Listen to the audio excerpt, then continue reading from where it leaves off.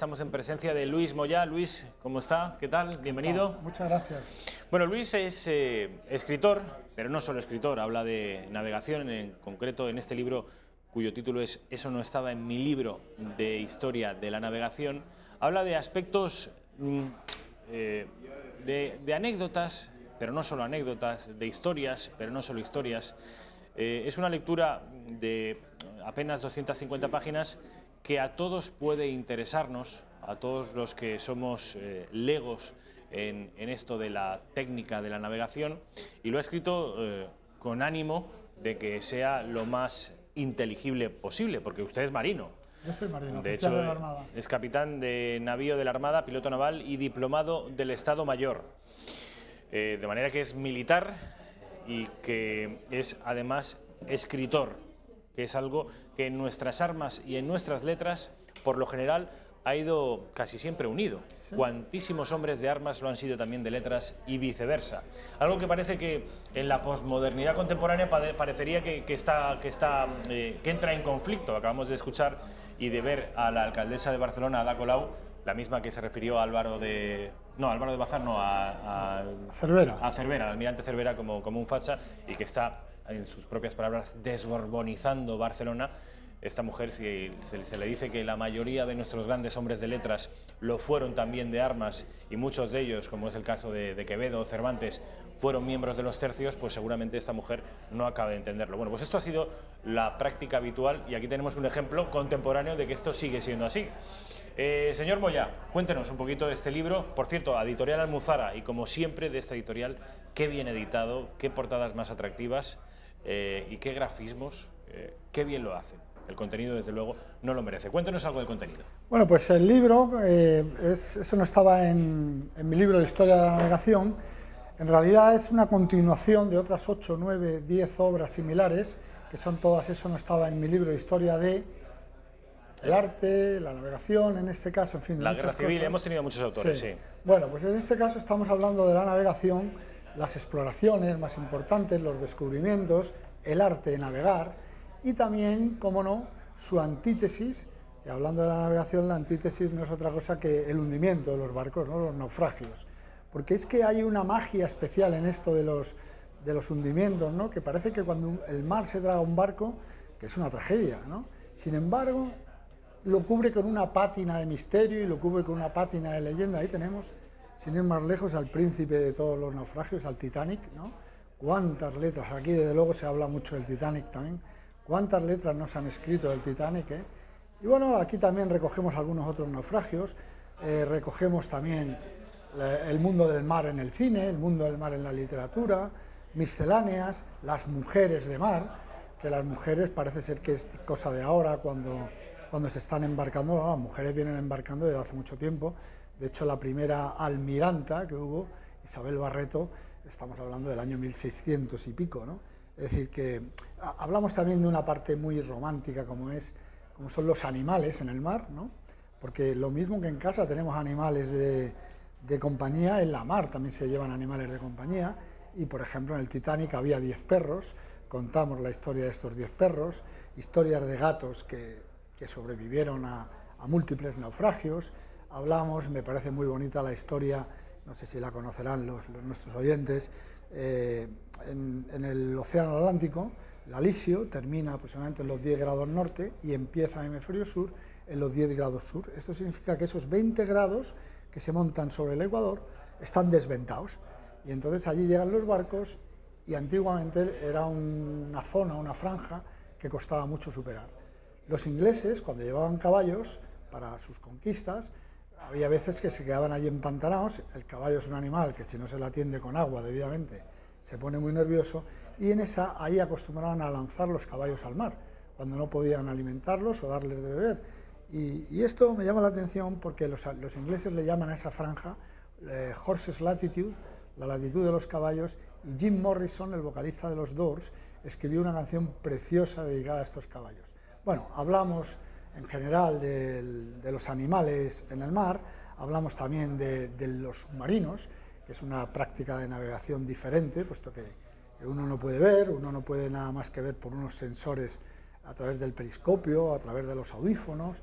En fin, recorremos un poco todo lo que es el mundo del mar, sus misterios, sus leyendas, sus mitos, desde las primeras navegaciones hasta las últimas. Y podríamos citar como la última, a lo mejor, la del desdichado submarino San José, ¿no?, argentino, ¿no?, que también hace ahora poco más de un año se perdió para siempre en el Atlántico. En fin, esto es un con poco... un precedente con un submarino ruso, el Tusk, famoso. El Kursk además es que fue una tragedia retransmitida casi en directo, porque fue en verano, y se hundió en el Mar del Norte, perdón, en el Mar de Barents, y se hundió en poca profundidad. Los rusos, siempre tan herméticos y siempre tan cerrados, pues no quisieron decir nada, y hoy sabemos que después de hundido, durante 7 u 8 días, hubo vida a bordo. Hubo gente que se refugió en la popa y mantuvo la vida mientras hubo oxígeno, y dejaron notas escritas que un poco hablan de la tragedia de una persona allí que no puede salir, ¿no?, y al mismo tiempo de la cerrazón soviética, que no dejaron ser ayudados, ¿no?, y quizás se podía haber salvado la vida de esta gente. Hay historias de submarinos verdaderamente que ponen la piel de gallina, ¿no? Esos 99 hombres del Scorpion, el segundo submarino nuclear norteamericano perdido, que es curioso porque se perdió, derrota a Norfolk, de repente no llegó a Norfolk, ya no se sabía nada de este submarino, y fue entonces cuando supimos que en la isla de La Palma, en el lado occidental, hay un pueblecito que se llama Puerto Naos, donde nos decían que los americanos tenían un laboratorio de escucha sismológica. La isla de La Palma tiene un volcán activo al sur, Cumbre Vieja, y resultó que no era tal, era un laboratorio de inteligencia acústica. Entonces fueron allí, recogieron las señales del océano y encontraron el 22 de mayo, estamos hablando del año 68, Guerra Fría, encontraron a las 6 de la tarde pues 15 ruidos, de los cuales el primero era una explosión y los 14 restantes implosiones, es decir, una explosión ha hundido el submarino y mientras se va precipitando al lecho del océano va implosionando por la presión los distintos compartimentos que son. Y entonces, cruzando el registro, la demora de esa explosión con la derrota que lleva derrota a Norfolk, pues encontraron el lugar, bajaron y allí lo encontraron. Hoy todavía se discute qué fue lo que lo hundió, que principalmente las dos hipótesis más importantes, una es que fueron los rusos, porque pocos meses antes los rusos habían perdido otro submarino al norte de las Hawái y pensaban que había sido cosa de los americanos, pero lo más posible es que fuera que ese submarino llevaba un torpedo, que era una innovación, era la primera vez que se llevaba, que era un torpedo acústico, no se habían usado nunca, y los torpedos en Guerra Fría, y los submarinos llevan los de combate, de manera que cuando tienes un problema en el tubo lanzatorpedos lo que haces es largarlo y te lo quitas. Pero era un torpedo acústico, de manera que debieron largarlo porque pudieron haber tenido algún problema. ¿Qué es eso de un torpedo acústico? Un torpedo acústico es un torpedo que se lanza y tiene un sensor que escucha un ruido, en este caso las hélices del enemigo, y va a por esas hélices. Bueno, los infrarrojos Como los infrarrojos, por ejemplo, en misiles aire-aire, que van buscando las exhaustaciones de las toberas de los reactores. Bueno, pues este iba buscando el ruido. Ocurrió que tuvieron que lanzar ese torpedo porque probablemente tuvo algún problema eléctrico de baterías, y al lanzarlo se activó, buscó algún ruido y el único ruido que encontró fue el del propio submarino. Como era la primera vez que lo lanzaban, quizás no tuvieron en cuenta parar los motores. ¿Tal torpeza es posible? Cuando esas cosas pasan porque llevas un torpedo, es la primera vez que te pasa, estás en un momento de tensión, lo lanzas y cuando te quieres dar cuenta, estos torpedos tienen velocidades de 50 y 60 nudos y ya te han alcanzado. Iba a decir, ¿usted ha sido oficial o a un militar siempre hay que decir usted es oficial? ¿Usted es militar o ha sido militar? Bueno, yo soy militar porque yo todavía no estoy jubilado, de manera que yo personalmente y particularmente lo soy. ¿Y cuando se jubila un militar sigue siendo militar? Yo creo que esto es como los sacramentos, ¿no? Que es una condición que se adquiere y ya uno no deja de tenerla, ¿no? Por el hecho de que administrativamente uno caiga de este lado o de aquel, ¿no? Bueno, usted es militar, es oficial y por curiosidad, usted entiendo que ha estado cuando uno se mete dentro de un submarino, ¿se embarca en un submarino? Se embarca en un barco, pero en un submarino también se embarca. Sí, sí. Y entiendo que ha hecho vida a bordo, ha estado durante muchos años. Tiene que ser aquello Bueno, es vocacional. Bastante A mí claustrofóbico y bastante... Bueno, a mí me encanta, no los submarinos particularmente, porque yo no soy de submarinos. Yo, al contrario, mi especialidad dentro de ser oficial de la Armada es piloto, y como tal piloto antisubmarino. Es decir, yo me he pasado la vida en la época de la Guerra Fría persiguiendo los submarinos soviéticos que salían de Odessa, buscando el estrecho de Gibraltar, les hacíamos un seguimiento y les íbamos pasando los datos a los americanos. O sea, al revés, yo me he pasado la vida persiguiendo submarinos, pero he estado en submarinos y desde luego admiro a los submarinistas, porque tienen que ser hombres con nervios de acero, y si te gusta, y a mí me gusta, es una vida muy bonita. Siempre se ha dicho, yo sospecho que como mucha parte de nuestra leyenda negra tiene pocos visos de realidad, que la gran armada de la historia ha sido la británica, la inglesa. Sin embargo, ahora últimamente estamos asistiendo a reivindicaciones de nuestra propia armada como quizá la más importante de la historia. Que siempre se ha dicho que la infantería española, los tercios en particular, pero la infantería en general, los españoles por tierra hemos sido invencibles, pero que por mar han sido los ingleses. ¿Usted qué piensa? Bueno, va por épocas, lógicamente. Después de la Primera Guerra Mundial, cuando acabó la Primera Guerra Mundial, que acabó con 3 de los 4 imperios existentes, acabó con el otomano, con el ruso y con el imperio alemán, pues el único imperio que permaneció fue el inglés. Y allí, a partir de ese momento, aunque ya tenían cierta preponderancia, lógicamente la Armada inglesa fue la dueña de los mares. Pero hay una curiosidad, hay un himno que cantan los ingleses a pulmón lleno, que es que Britannia rules the waves, Inglaterra gobierna las olas, ¿no? Este himno se acuñó cuando atacaron Cartagena de Indias, ¿no? Cuando atacaron Cartagena de Indias, que hubo un momento en que Edward Vernon, el almirante británico, dio por terminada la batalla, consideró que había vencido, vendió la piel del oso antes de cazarlo, envió una fragata a Jamaica, y de allí la noticia saltó a la metrópoli, a Londres, de que habían tomado Cartagena de Indias, que era la llave del imperio. La expedición británica no era una expedición de conquista, era una expedición para penetrar en todo Sudamérica y habérsela quedado. Hoy 500 millones de sudamericanos y centroamericanos que hablan castellano hablarían inglés si no fuera por Blas de Lezo, que se defendió. Pero el caso es que la noticia llegó a Inglaterra. La bolsa subió como la espuma. Se hicieron homenajes en ausencia a Edward Vernon. Se acuñaron monedas que hoy son la vergüenza de la Marina inglesa. Nosotros las tenemos en el Museo Naval y a mí me gusta contemplarlas con esta misma risa que se me está dibujando ahora. Y lo cierto es que acuñaron este himno, Inglaterra rules the waves, pero no. Es cierto... El honor español humillado, y salía Blas de Lezo arrodillado y Vernon sometiéndole con una espada. Curiosamente lo ha arrodillado porque se apoya en la rodilla que no tenía y le ofrecía la espada con el brazo que no tenía. O sea que pero que tenía inutilizado, ¿no? Bueno, el brazo lo tenía inutilizado, sí, pero no podía hacer uso de él. Pierna no tenía, de rodilla para abajo, ni ojo izquierdo. Y... A mí siempre me ha fascinado, ¿sabe qué, señor Moya? Hay una de las definiciones más hermosas sobre qué es España, que dice: España son los marinos vascos y las naves castellanas. Es una definición que da la medida de cuán importante ha sido nuestra vocación marítima. Las 2 columnas de Hércules, el plus ultra, que al principio fue el non plus ultra, son todo elementos que hacen de la identidad española una identidad necesariamente que se desborda a sí misma, y se desborda a sí misma necesariamente por medio de naves, a través del mar. Y esto, como digo, da la medida de cuán importante ha sido para España la navegación y la trascendencia del dominio de los mares. Esto muy pocas naciones lo han tenido. O sea, si hubiera que escoger 3 o 4 naciones en el mundo cuyas armadas han sido capitales, nosotros estamos ahí, ¿no? Sin duda. Piensa una cosa, cuando Europa pensaba que el mundo al completo era la propia Europa, navegábamos el Mediterráneo exclusivamente. En cierto momento empezamos a conquistar las Canarias y nos hicimos un país de 2 mares, primer país que tenía 2 mares, Mediterráneo y Atlántico. A continuación, con la llegada de Carlos I como emperador, incluimos un nuevo mar, el Mar del Norte, pero fuimos los primeros al mismo tiempo en el Pacífico. Cuando los demás estaban limitando a un mar, o como mucho 2, como Portugal, España estaba ya en 4 mares.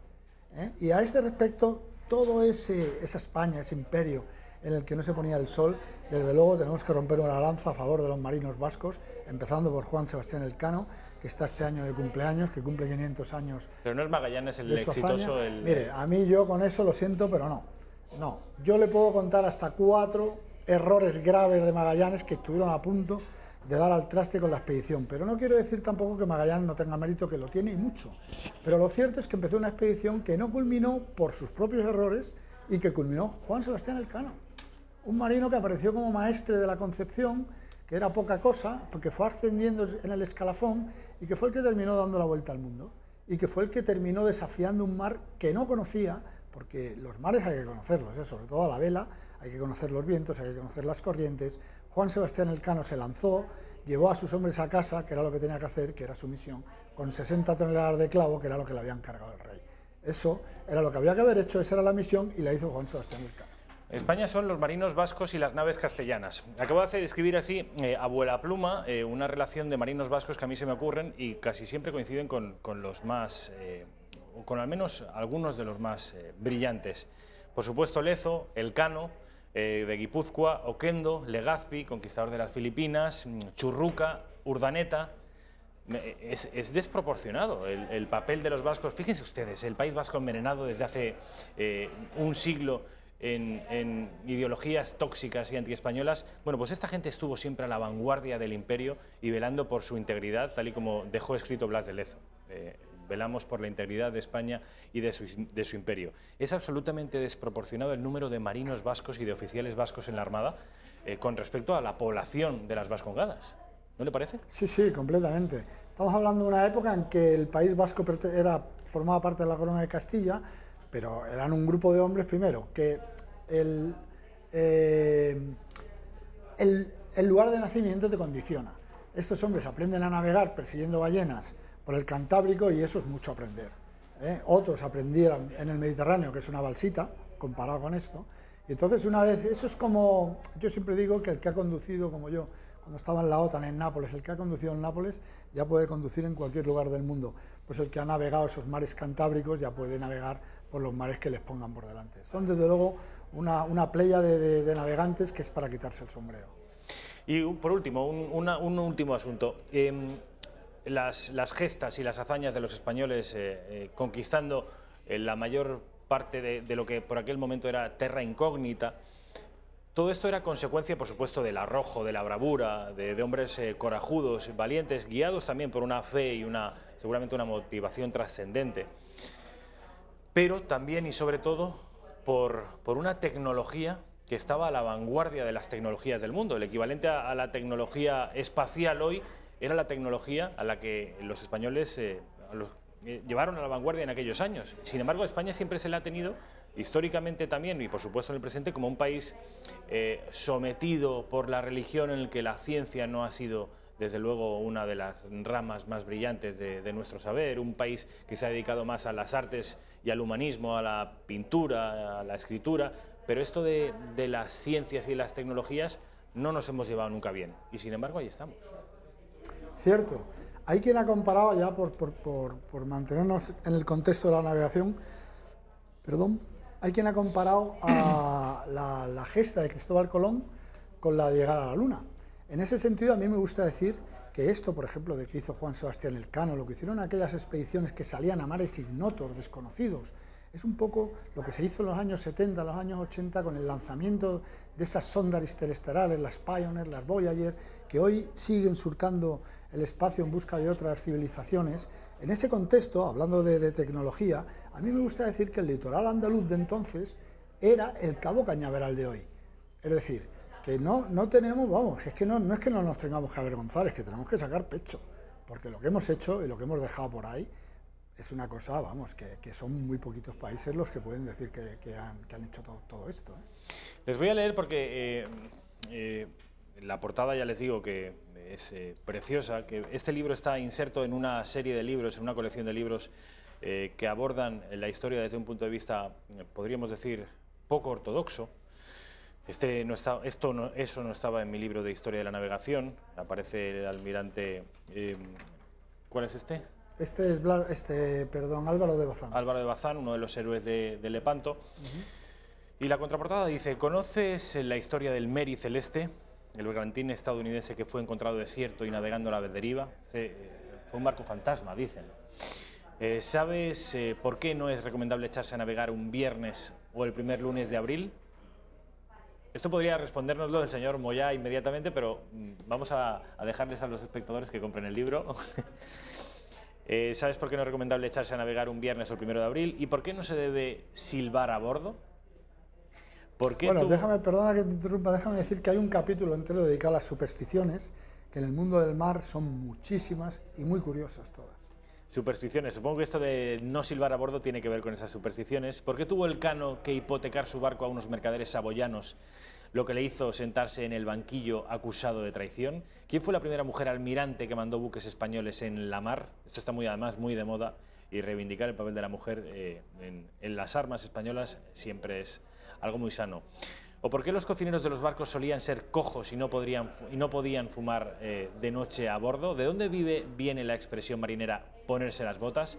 En fin, yo creo que es un libro delicioso, explicado por una persona que ya han visto ustedes, que se ha pasado por las manos seguramente todo lo que cuenta, porque es marino de profesión, es militar, y yo les invito a que se hagan con este libro de Almuzara, que seguro les va a interesar.